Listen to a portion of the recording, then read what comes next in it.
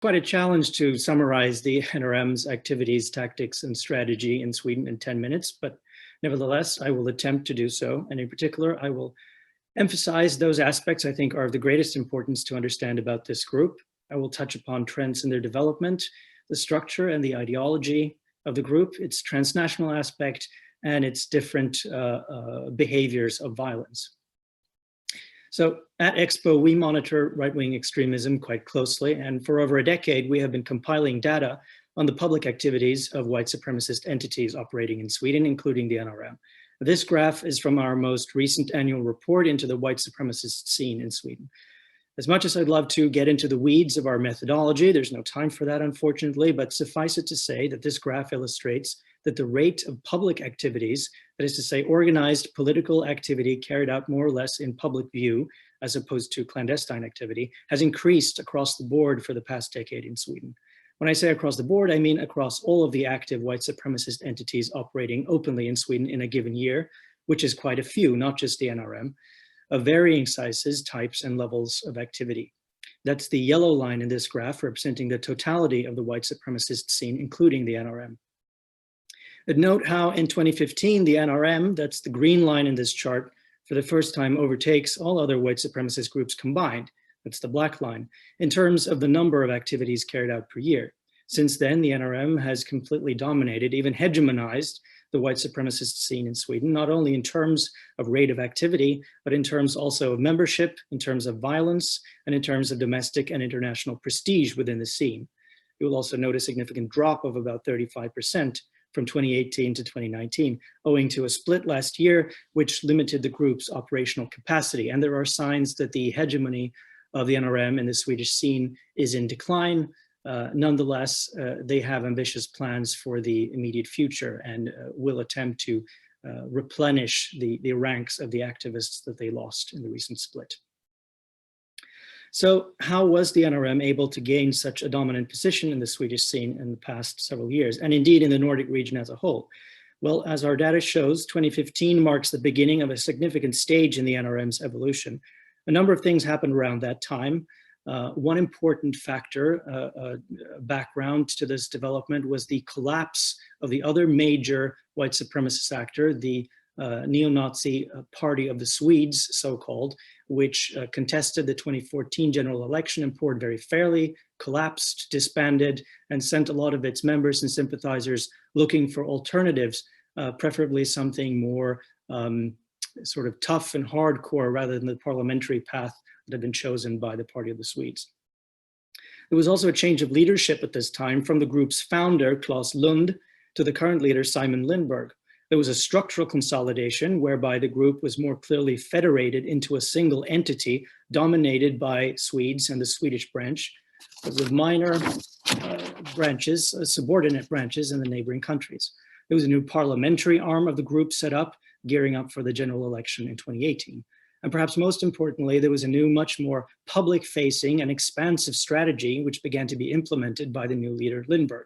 This strategy can be briefly summarized as wanting to maximize growth, maximize public visibility, and polarization. Digital propaganda outlets such as podcasts were multiplied, physical propaganda operations were intensified, and recruitment was redoubled, with recruitment standards relaxed and perhaps targeting even younger people than before. As you can see from this graph, which breaks down the types of activities that the NRM has been engaged in the past 5 years, physical propaganda distribution represents the vast majority of activities, while the number and proportion of combat training events, rallies, demonstrations, and marches, as well as indoctrination and ideological schooling sessions, has remained relatively stable, including after the split. In order to explain what physical propaganda distribution means, I will just briefly explain a typical example. The leader of a local division of NRM members will order his division to travel together as a group, typically armed with concealed knives or other concealed weapons, to a particular locality and spend perhaps half a day plastering it with stickers, leaflets, flyers, banners, flags, and other types of physical materials. These materials will be clearly identifiable as having been issued by NRM and will contain threatening messages such as an image of a noose and a message along the lines of, "This is what we will do to the traitors of the people." The purpose of these distribution operations is manifold. Apart from the obvious effect of getting their name and their message out to ordinary people, it is a means of attempting to mark an area as their turf, much like a criminal gang might. The often violent and threatening imagery and messages are also designed to demoralize and intimidate the people the NRM considers its enemies and targets, members of minorities, local politicians, journalists, minority rights activists, etc. It is also a way to signal their presence to local sympathizers or potential recruits, inviting people to approach them or visit their propaganda outlets. Finally, but not least of all, these very frequent missions to distribute propaganda is a way for NRM's leadership to continuously activate and make use of and assert their authority over their members and fuse them ever more closely into the organizational unity and discipline of the organization. Here it becomes necessary to describe briefly the nature of that organization, which of course my colleagues have already touched on in a very good way, but in a way which I think also helps explain its longevity and why Lindbergh was able to scale up and expand the activities of the organization so rapidly once he became the leader. The NRM has always been and remains even today an extremely hierarchical, rigid and closed group, despite operating across the entirety of Sweden, the only Swedish white supremacist group to do so in any significant way.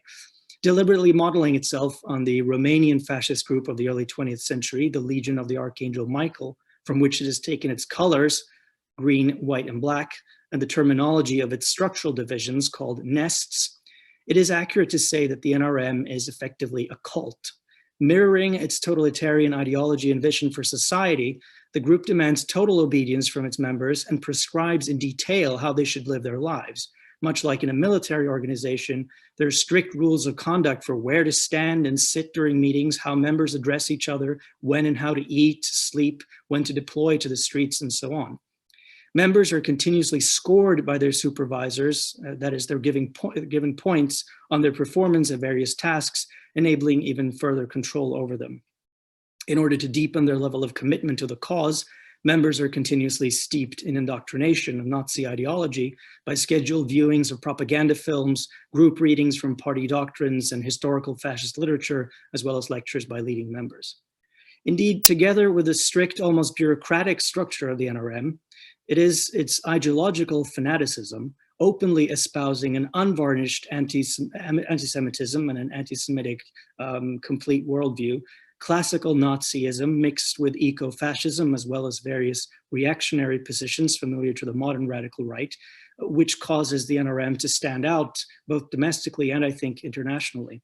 The NRM openly states its goal to overthrow the Nordic democracies through violent revolution, a goal which, from interviews with former NRM members, it is clear that the inner circles of the organization truly believes in and are working to achieve. It is this fanaticism and audacity, openly broadcast and expressed through the group's array of online propaganda channels, which has captured the imagination of the international white supremacist scene to the point where groups on the other side of the Atlantic have begun to cite the NRM as an inspiration for their own activities, ironically mirroring how the NRM back in the late 1990s when it was founded took its inspiration from American right-wing extremist groups like the Silent Brotherhood.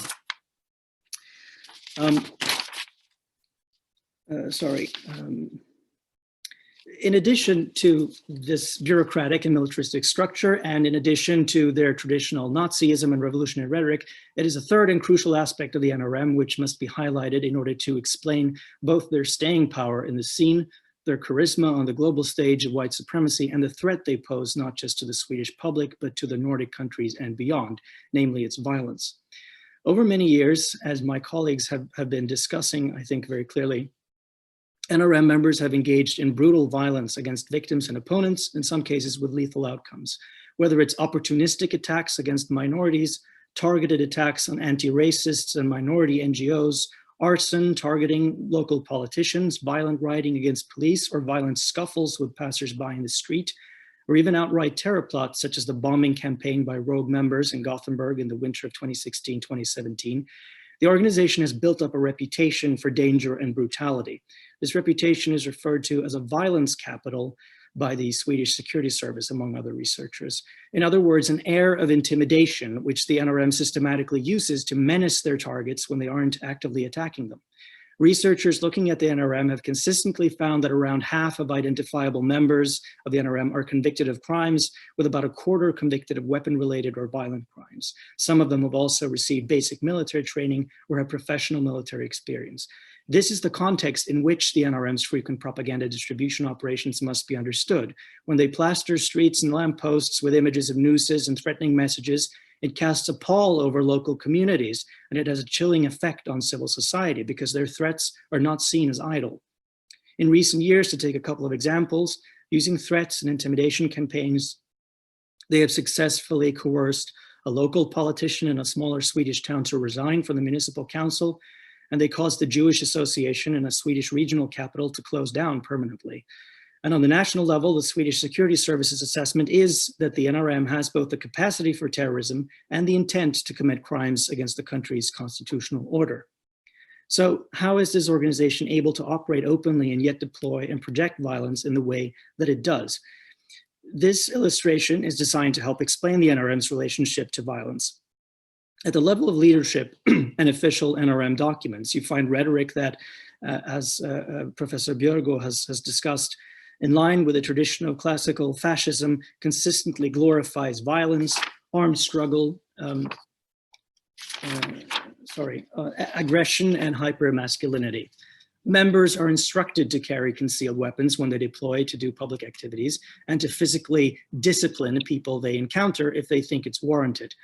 From the top down, all NRM members are steeped in this violence-oriented rhetoric, no less than in the tenets of anti-Semitism and biological racism, which are the pillars of their ideology. As the material component of this, NRM members have a tendency to stockpile weapons, both licensed and unlicensed, and are frequently described by security services as having a culture of fetishizing guns. Furthermore, as part of their routine activities, they frequently practice close quarters combat techniques and martial arts, such as knife fighting, building their physical capacity to engage in altercations. Officially and publicly, however, NRM members are rarely or never ordered to carry out illegal assaults, officially speaking. Instead, NRM members are urged to vigorously practice what they call self-defense. The NRM, for all its revolutionary rhetoric, does pursue a pragmatic line of not overtly breaking laws, since they do value the freedom to operate publicly afforded to them by current interpretations of Swedish constitutional law. Unofficially, however, it's another story, as was recently illustrated by the Randers case, which my colleague discussed. During the trial, where a leading Danish NRM member was convicted of having last year vandalized a Jewish cemetery on the so-called Kristallnacht, the anniversary of the 1938 November pogrom. In that trial, the prosecutor presented as evidence a message sent by the ranking Danish NRM members to his subordinates via an encrypted app. And I've translated a part of it here because I think it's such an excellent illustration of how the NRM operates across borders, and I will show it on my screen. The message sent out by the Danish NRM leader read, "Important information. There's been a directive from Simon Lindberg. All Nordic countries come together for a pan-Nordic operation on Kristallnacht between 8 and 9 November. We are to anonymously attack Jewish targets. We are after Jews or businesses owned by real Jews, quote unquote. Your assignment next month is to find out whether there are any Jewish targets in your areas. This is top secret information." This was obtained because the NRM activist in question did not have a password on his phone, so police were able to retrieve this message. This message offers not just a glimpse into how orders are passed along the chain of command in the NRM, but also illustrates how the organization functions as a transnational apparatus whereby Swedish Nazis effectively export violent right-wing extremism, and in this case, anti-Semitic violence, across borders to other countries. This, of course, is no isolated incident of transnational activity. It is well documented, for example, how Swedish NRM members make official trips to the neighboring countries, directing and enabling extreme right-wing activism there, usually by constituting as many as 80 or 90% of participants at rallies and marches in Norway, Denmark, and Iceland.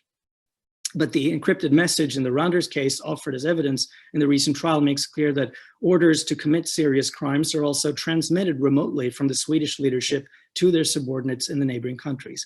Finally, and not least important, is the continuous production of propaganda, both propaganda of the word and of the deed, namely violent activism carried out by the NRM and systematically and carefully documented and then published as propaganda on their websites and various outlets. Produced by the NRM and ramped up considerably over the past several years as part of Simon Lindbergh's maximum visibility strategy. Analysts are fairly unanimous in voicing concerns that NRM propaganda, whether broadcast through their own branded channels or given friendly coverage by so-called alternative right media outlets in Sweden and abroad, contribute to a radicalization of the broader far right in Sweden and probably elsewhere.